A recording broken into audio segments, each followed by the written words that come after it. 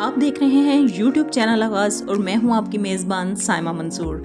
नाज़रीन, बहुत कम लोग ऐसे होते हैं जो तारीख़ का धारा बदल देते हैं और ऐसे लोग तो और भी कम होते हैं जो दुनिया का नक्शा बदल के रख देते हैं और ऐसा कोई होता है जो एक नई ममलकत कायम कर दे।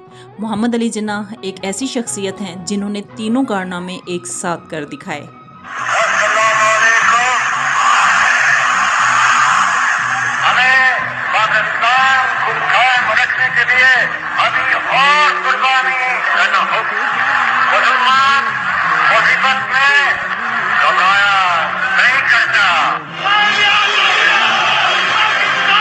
पच्चीस दिसंबर 1876 वजीर मेंशन कराची के एक छोटे से घर में एक बच्चे ने जन्म लिया। किसी को क्या मालूम था कि आने वाले वक्तों में ये एक अजीम लीडर साबित होगा और पाकिस्तान का बानी बनेगा।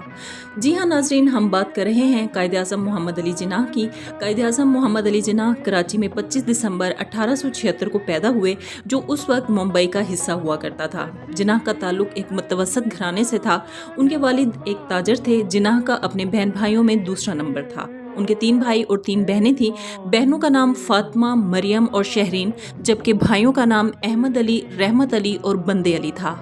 आपके वालिद का नाम पूंजा जिन्नाह और आपकी वालदा का नाम मिट्ठी बाई था। कायद-ए-आज़म मोहम्मद अली जिन्नाह के वालिदैन गुजराती ज़बान बोलते थे, जबकि उनके बच्चे अंग्रेज़ी ज़ुबान बोलने लगे। लड़कपन में जिन्नाह अपनी खाला के घर काफ़ी अरसा रहे, जहां वो प्राइमरी स्कूल में पढ़ने लगे। बाद में उन्होंने Cathedral and John Connon School से तालीम हासिल की। कराची में वो सिंध मदरसातुल इस्लाम और क्रिश्चियन मिशनरी सोसाइटी स्कूल में दाखिल रहे। उन्होंने मैट्रिक जामिया मुंबई के हाई स्कूल से किया।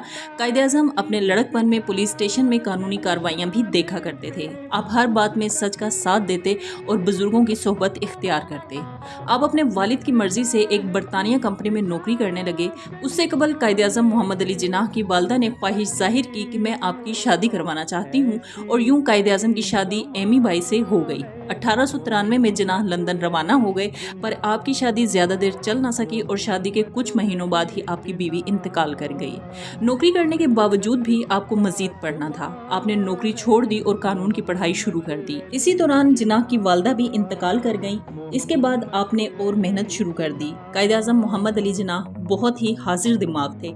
जब कायद-ए-आज़म लंदन यूनिवर्सिटी में तालीम हासिल कर रहे थे तो एक प्रोफेसर पीटर को कायद-ए-आज़म से बहुत से इख्तलाफात थे। एक दिन प्रोफेसर ने जिन्नाह से सवाल किया कि अगर रास्ते में तुम्हें 2 बैग्स मिलें, जिनमें से एक में दानाई हो और दूसरे में दौलत, तो तुम कौन सा बैग उठाना पसंद करोगे? जिन्नाह ने एक लम्हे का तवक्कुफ किए बगैर कहा कि दौलत। प्रोफेसर ने तंजिया मुस्कुराहट के साथ जिन्नाह को देखा और कहा कि अगर मैं तुम्हारी जगह होता तो दानाई वाला बैग उठाना पसंद करता। जिन्नाह ने फौरन जवाब दिया कि इंसान वही चीज़ उठाता है जो उसके पास नहीं होती। अपनी तालिब इल्मी के दौर में वो दीगर कई हिंदुस्तानी रहनुमाओं की तरह बरतानवी रोशन ख्याली से मुतासिर हुए। इस सियासी रुझान में जमहूरी कौमियत और तामीरी सियासत भी शामिल थी। इस दौरान आपने दीगर हिंदुस्तानी तलबा के साथ मिलकर बरतानवी पार्लियामेंट के इंतखाबात में सरगर्मी का मुजाहरा किया। इन सरगर्मियों का असर ये हुआ कि जिन्नाह वक्त के साथ साथ हिंदुस्तान की आइन साज खुद मुख्तार हुकूमत के नजरिए के हामी हो गए और आपने हिंदुस्तानियों के खिलाफ बरतानवी गोरों के हद तक आमेज और इम्तियाजी सलूक की मजम्मत की। मगरबी दुनिया ने न सिर्फ जिन्नाह की सियासत को मुतासिर किया, बल्कि निजी जिंदगी में भी वो मगरबी लिबास से ही मुतासिर थे। वो तमाम जिंदगी आम लोगों में जाते हुए अपने लिबास का खास ख्याल रखते। बतौर बैरिस्टर वो इस बात पर फख्र करते थे कि उन्होंने एक ही रेशमी टाई कभी दोबारा इस्तेमाल नहीं की। जिन्नाह को अपने वालिद की जानिब से एक सख्त खत मौसूल हुआ। उस खत में वापसी का कहा गया क्योंकि वालिद कारोबार में खसारे के सबब उनके अखराजात उठाने के काबिल नहीं थे।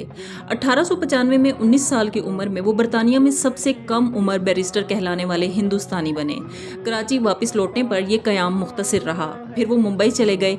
20 साल की उम्र में जिन्नाह ने मुंबई में वकालत का आगाज़ किया। वो उस वक्त शहर के वाहिद मुस्लिम बैरिस्टर थे। उनकी वकालत के इब्तदाई 3 साल 1897 से सन 1900 तक कुछ खास नहीं थे।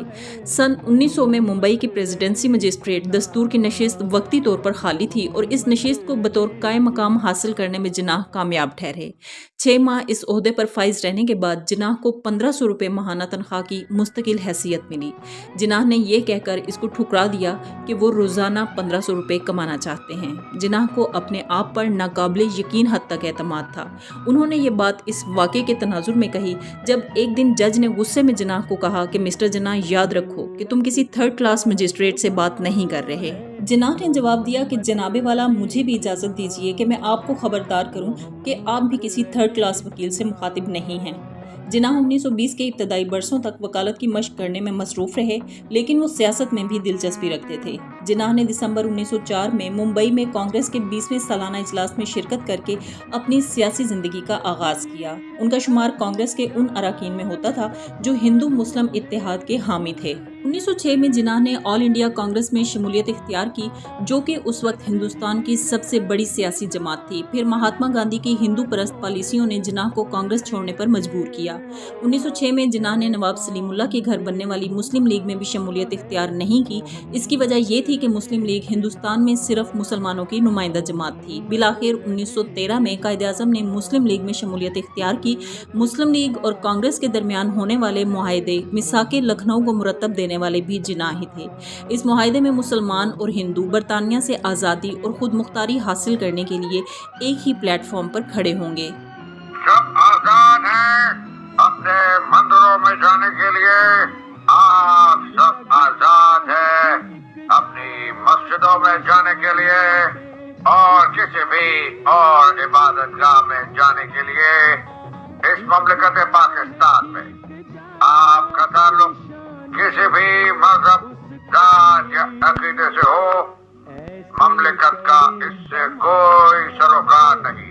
1918 में जिन्नाह ने खुद से 25 साल कम उम्र रतन बाई से शादी की। रतन बाई अपने ख़ानदान वालों की मुखालफत के बावजूद दायरा इस्लाम में दाखिल हुई और उन्होंने मरियम जिन्नाह का नाम अपनाया। उनकी वाहिद औलाद 15 अगस्त 1919 को पैदा हुई, जो कि एक बेटी थी जिसका नाम दीना जिन्नाह रखा गया। 1929 में जिन्नाह की दूसरी बीवी का भी इंतकाल हो गया और फातिमा जिन्नाह उनका और उनकी बेटी की देखभाल करने लगी। मोहम्मद अली जिन्नाह ने मार्च 1929 में नेहरू रिपोर्ट के जवाब में दिल्ली में होने वाले ऑल इंडिया मुस्लिम लीग के इजलास में 14 नुकात पेश किए। ये नुकात एक आज़ाद रियासत का तस्वुर था जिसमें तमाम मज़ाहिब को बराबरी के हकूक़ हासिल हों। शायद यही वजह थी कि मुसलमानों की तमाम मजहबी जमातों ने पाकिस्तान के क़याम की मुखालफत की। सिर्फ कम्युनिस्ट पार्टी ने हिमायत का ऐलान किया। फिर एक ऐसा वाक़या रूनुमा हुआ कि आज़ादी के ऐसे मुजाहिद जिन्नाह ने मुस्लिम लीग के लीडरों में इख्तलाफात पैदा होने की वजह से बरतानिया जाने का फैसला किया। मुस्लिम रहनुमाओं की सरतोड़ कोशिशों की वजह से 1934 में जिन्नाह हिंदुस्तान वापस लौट आए। उन मुसलमान लीडरों में सरे फहरिस्त अल्लामा इकबाल थे। उन्होंने अपने एक ख़त में लिखा कि बरतानवी हिंद में एक आप ही ऐसे लीडर हैं जिनकी हिमायत पूरी उम्मत इस्लामिया हासिल करना चाहती है। फिर जिन्नाह 1940 में करारदाद पाकिस्तान की रोशनी में मुसलमानों की एक अलग ममलिकत की कोशिश में मसरूफ हो गए। 1946 के इंतखाबात में मुस्लिम लीग ने मुसलमानों की बेशतर नशिस्तों पर कामयाबी हासिल की। मोहम्मद अली जिन्नाह ने पाकिस्तान के क़याम के लिए बराह रास्त जिद्दोजहद शुरू कर दी और 2 कौमी नजरिए का ऐलान किया। इस वजह से कांग्रेस के हिंदुओं को एक और धचका लगा। हिंदू मुसलमानों के खिलाफ फसाद करने लगे। मुसलमानों को तरह तरह का नुकसान उठाना पड़ा। मुसलमानों को जमाए कारोबार से हाथ धोना पड़ा और बहुत से लोग अपनी मुलाजमतों से फारिग कर दिए गए। फिर ये बात खुलकर सामने आ गई कि हिंदू मुसलमानों को गुलाम बनाकर रखना चाहते हैं। सियासी चपकलिश और फसाद का नतीजा ये निकला कि भारत और पाकिस्तान दुनिया के नक्शे पर 2 अलग अलग ममलिकत की सूरत में नमूदार। इस सारी कामयाबी का सेहरा मोहम्मद अली जिन्नाह को जाता है, जिन्हें अब हम बाबाए कौम और कायदे-आज़म मोहम्मद अली जिन्नाह के नाम से जानते हैं। 15 अगस्त 1947 को कायदे-आज़म मोहम्मद अली जिन्नाह पाकिस्तान के पहले गवर्नर जनरल के ओहदे पर फाइज हुए, लेकिन इस तवील जद्दोजहद ने कायदे-आज़म की जिस्मानी सेहत को मुतासिर किया। इसके बावजूद कायदे-आज़म ने मुश्किल हालात में अपनी कौम का साथ नहीं छोड़ा और फिर डॉक्टरों ने उन्हें आराम करने के लिए ज़ियारत जाने का कहा। कुछ दिन आराम करने के बाद कायदे-आज़म वापस कराची आ गए और हैरत की बात तो ये है कि एयरपोर्ट से गवर्नर हाउस जाने के दौरान उनकी एम्बुलेंस ख़राब हो गई और फिर उनकी बहन फातिमा जिन्नाह, जो उस वक्त उनके साथ मौजूद थी, उन्होंने दूसरी एम्बुलेंस का इंतज़ाम किया और मुश्किल से अपने भाई को लेकर गवर्नर हाउस पहुंची और बिल आखिर ये अजीम लीडर 11 सितंबर 1948 को अपने बेशुमार चाहने वालों को सोगवार छोड़ गया। कायदे-आज़म की वफ़ात के बाद सारे पाकिस्तानी गमज़दा थे, लेकिन इनमें इंतशार पैदा नहीं हुआ। सब तैयार थे कि हम हालात का मुकाबला करेंगे।